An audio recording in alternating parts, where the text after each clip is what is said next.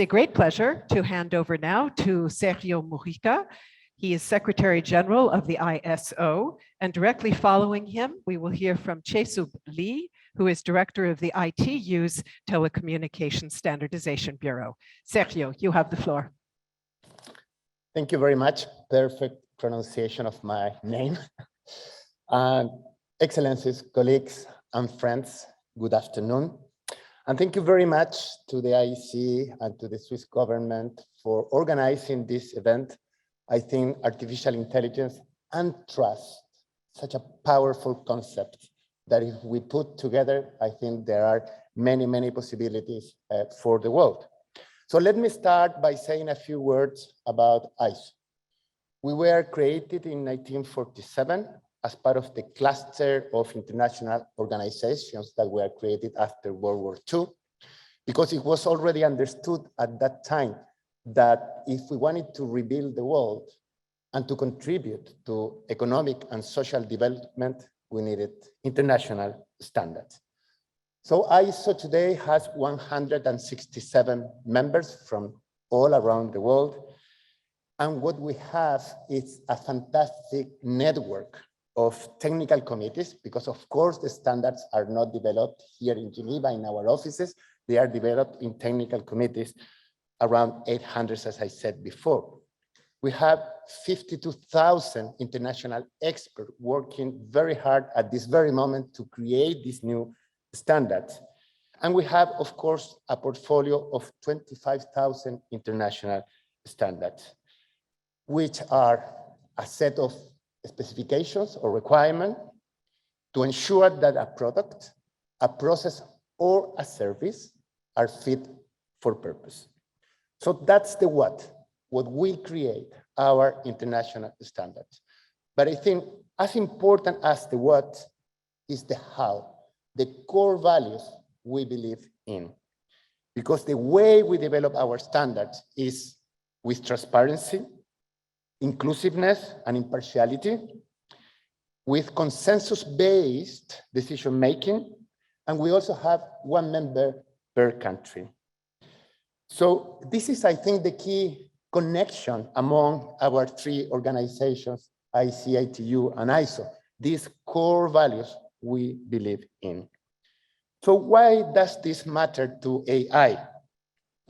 Well, because AI is not only a fancy technical feature-looking concept, it is in our daily lives for billions of people. When we try to find information in the internet, when we try to plan for a journey, and when we try to manage the energy in our houses. So as in any game changer, massive technology, of course, there are concerns. Concerns about trust, about security, about ethics. And how do we address those concerns? I think international standards are very well placed to help here, because we have the capacity to define technical requirements and specifications, but we also have the capacity to create a universal language so we can work with interoperability and interconnectivity and combine the various efforts by all the players in this very crowded field. But also because we can offer this trusted platform with all the values I referred to before. However, we know that there are significant challenges here, because by definition, AI connects different technologies and platforms. So we need to operate as a real ecosystem with synergies. But there is, of course, a degree of overlapping in our efforts. So coordination and collaboration is of the essence. How do we make it happen? First, working with an open mind, open-minded, open for change. If we want to be successful here, we need to be willing to change, to do things differently. Second, respect, to understand that there is truth in what others are doing and to respect that. And the third one, and this is not a word that we say every day in this kind of conferences, generosity, to understand that many times the big picture is more important than our individual pieces, including our own piece in this big picture. And this is something that we are already doing or trying to do with our sister organizations, the IC and ITU. We have created at the high level the World Standard Cooperation that Philippe already referred to, where we work very hard in the promotion of international standards, cooperation with the three organizations, but also coordination of our efforts. And at the very technical level, we also have created different working groups to ensure that coordination. And in particular with the IEC, what could be the highest level of collaboration and coordination? Doing things together. It's not exchange of information, it's doing things together. And for that, we have created a joint technical committee, JTC1 is called, and in particular within that joint technical committee, there is a dedicated subcommittee on artificial intelligence. And this is very interesting because in that subcommittee, we have embraced the concept of holistic ecosystem approach. This means that we are looking at the context of use of international standards, not only technical requirements, but also not technical requirements, about business requirements, about regulators and policymakers, which is something I will refer to in a couple of minutes, and also ethical and societal elements. That's number one. Number two, we are working there to create a foundational standard to have a baseline on which we can further build working together. Terminology and vocabulary is something that you referred to before. Use cases, application guidance, and reference architecture. And this committee has been incredibly productive. It was created in 2017 only, and we have already published 11 standards, and we have 26 more in the pipeline. So my final point is about the collaboration between standards and regulators and policymakers. And I know many of you are regulators and policymakers. And if there is one thing I want you to remember today, we are not here to compete with you. We are here to help implement and accelerate regulations. We do not define, we do not set policies. We help implement policies. We have created a guidance using and referencing ISO and IEC standards to support public policy. That guidance is also complemented by our efforts to provide capacity building to our members, 167, because they also need to engage at the national level with the policymakers and regulators. And what are some of the best practices we have found out there? First of all, when it's well understood that the standard development process can provide credibility and trust in the whole decision-making process. Number two is about conformity assessment, because we need to help or facilitate compliance with regulations. The third one is the support to international trade, because we work very closely with the World Trade Organization, and in particular with the TBT agreement, because when regulators use international standards, they can make sure that they are in compliance with the rules set by the World Trade Organization. And they can also reference standards in their national regulations. So all in all, I wanted to thank you for your attention. Thanks again, the IC and the Swiss government for inviting ISO to participate in this very important event. And what we need to do is work together, not only to have very important tools for artificial intelligence, but also to work with trust. Thank you very much.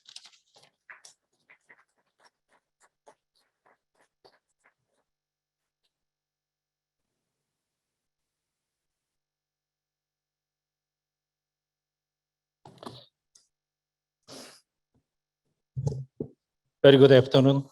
Thank you very much for this kind invitation. Excellencies and friends and colleagues, it's my great pleasure to join you with this great event today. I have used up some of my slides, not very long. I want to start what is ITU, as our colleagues did the same way. ITU is the International Telecommunication Union. It's a UN special agency on ICT development. We created in 1865. It's more than 150 years old. We have global memberships with 193 member states and more than 800 private sectors, and also a little more than 160 academia members. So I want to say we are the really multi-stakeholder models in the world.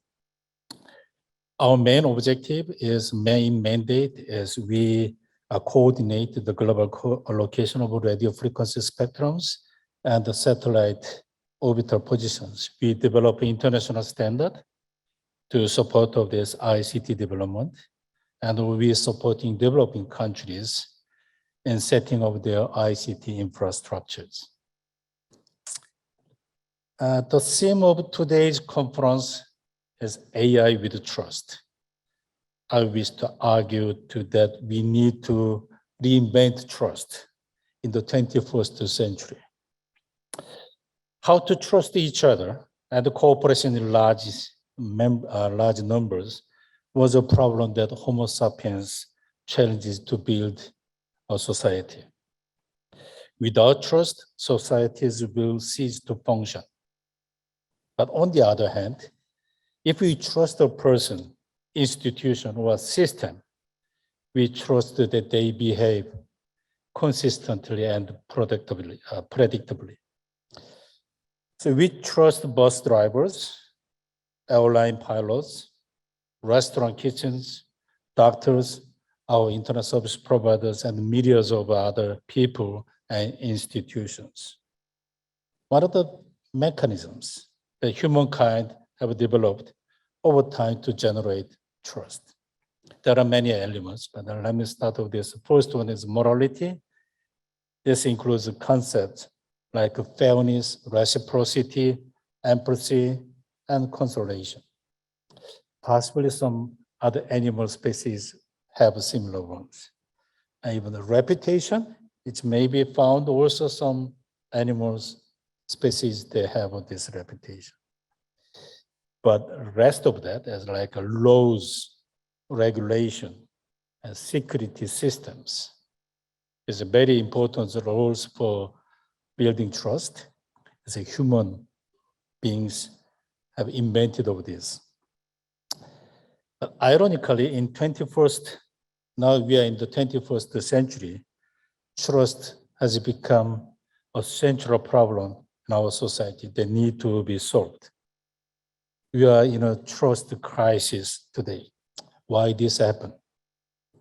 There are many reasons, but one of our analysis is our world is turning from a physical-only world into cyber physical world. Everything is turning into a computer or devices.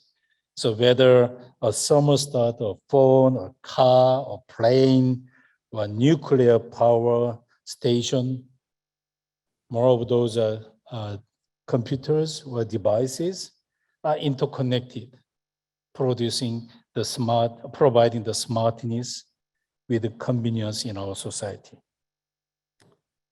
However, that also creates a dangerous situation. There does not seem to be a single day without any disaster story related to cybersecurity instance. Throw AI into this mix, and the situation gets even worse. While AI has extraordinary potential, but it also faces considerable challenges.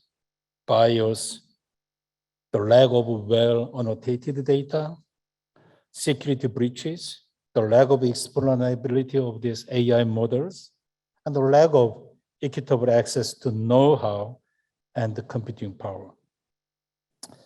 In addition, during the COVID pandemic, we have been fighting not only biological virus, we are also fighting a deluge of misinformation, rumors, conspiracy theories, and blatant lies on the internet. which AI has helped fuel. So the question is raised, are we heading towards a future where the truth becomes only a drop in an ocean of lies? So much of today's cutting-edge research institutes includes AI and is reflected in the work of ITU. There's many work items is to refer to machine learning as well. So ITU believes that everyone should participate in the conversation to determine how AI will factor into our future. So for this reason, ITU offers several platforms on AI, which are open to anyone. No membership is required.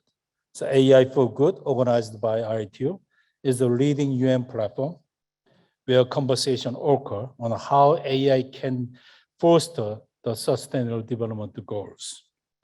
What used to be an annual event we organized together with the X Prize has now turned into all-year, always online platform with almost a daily program. So we feature startups as well as Nobel Prize laureates. AI for Good is supported by 40 UN partners and a range of industry sponsors. Much of ITU technical work has been sponsored by AI for Good. The technical work takes place in groups that we call focus group, open platform, no membership is required. So the first one I would highlight is our most exciting work items is the focus group on AI for health, driven by ITU with WHO. Health is a high risk, high stakes, and a complex use case with immense potential. So why do you trust your doctor? Or why do you trust medication? Of course, you trust the people, the processes, and the institutions who have developed a medication. But how would you trust an AI solution which analyzes your MRI scans? Standards for AI in health are largely missing, but urgently needed. Technical, medical, scientific, policy, regulatory, and business aspects need to be considered in these standardization efforts and addressed on a global scale. A key gap identified early in the process is the lack of an independent platform to evaluate AI solutions. So 2 years ago, this focus group launched the so-called Open Code Initiative that has since evolved into a complete assessment platform run by ITU, WHO together in the cloud, where the entire data and model ecosystem is integrated. This end-to-end solution stands out because it addresses all relevant aspects throughout the entire AI life cycle. In the platform prototype, it's currently being tested in a pilot phase. Data can be uploaded and annotated. Models can be tested and evaluation metrics generated. This is the first not-for-profit interagency AI model assessment platform prototype being developed in collaboration with country-level regulatory agencies that have an interest in independent model assessment before granting any approvals. And the second is last October, we started together with a number of UN partners, the AI for Road Safety Initiative, based on the work of our focus group on autonomous and assisted driving. We have another focus group studying environmental efficiency of AI and other technologies, which produces guidelines on the requirements and assessments and measurement of technologies such as AI. Another focus group on AI for natural disaster management is run together with the World Meteorological Organization, WMO, and the United Nations Environment Program. They examine how AI can be used to monitor and detect it, such as floods, tsunamis, insect plagues, landslides, avalanches, wildfires, and more. Our latest focus group is on AI and IoTs for digital agriculture, together with FAO of UN systems. It explores the potential of AI and IoTs in supporting data acquisition and handling, improving modeling from a growing volume of agriculture and the geospatial data, and providing the effective volume of effective communication for interventions related to the optimization of agricultural production processes. We also run AI competitions. Last year, we had the second edition of AI in 5G Challenge, attracted over 1,600 students and professionals from 82 countries to solve real problems in 5G communication networks.